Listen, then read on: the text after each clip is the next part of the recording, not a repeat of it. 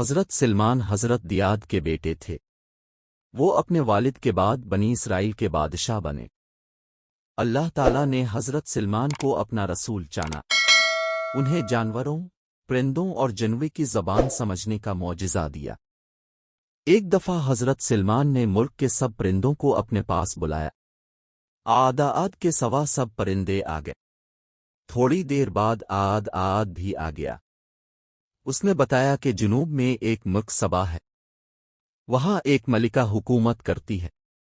وہ ملکہ اور اس ملک کے لوگ سورج کی پوجا کرتے ہیں۔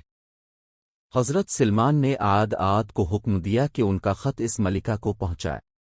عاد نے وہ خط لے جا کر ملکہ کے سامنے ڈال دیا۔ ملکہ نے اسے کھول کر پڑھا۔ حضرت سلمان نے اس خط میں حکم دیا تھا کہ سورج کی پوجا چھوڑ دو، ایک اللہ تعالیٰ کی عبادت کرو۔ اس پیغام سے ملکہ فکر مند ہو گئی۔ اسے فکر ہوئی کہ حضرت سلمان کہیں اس کی حکومت ختم نہ کر دے۔ اس نے اپنے ایلچی کو حضرت سلمان کے پاس بھیجا تاکہ انہیں دولت پیش کرے۔ حضرت سلیمان حمزہ نے اس کی دولت لینے سے انکار کر دیا۔ ایلچی نے واپس جا کر ملکہ کو بتایا کہ حضرت سلمان دولت لینا نہیں چاہتے۔ یہ سن کر ملکہ خود حضرت سلمان کے پاس آنے کے لیے چل پڑی۔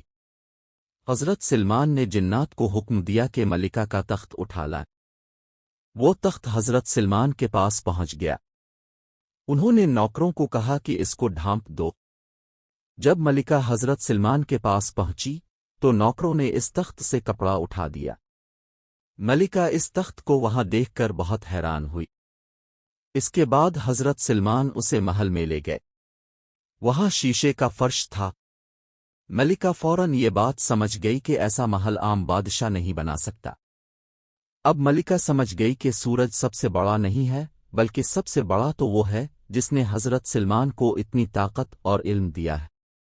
وہی سورج کا بھی رب ہے، اور وہی حضرت سلمان کا بھی رب ہے۔ اس نے فوراً کہا کہ میں اللہ تعالیٰ پر ایمان لاتی ہوں۔ ایک دفعہ چیونٹیوں کے سردار نے حضرت سلمان کی فوج کو آتے دیکھا۔ اس نے چیونٹیوں کو حکم دیا کہ جلدی سے اپنے بلوں میں گھس جاؤ۔ اس نے چیونٹیوں کو یہ حکم اس لیے دیا تھا کہ حضرت سلمان کا بڑا لشکر انہیں کچل نہ دے۔ حضرت سلمان نے چیونٹی کی یہ بات سمجھ لی۔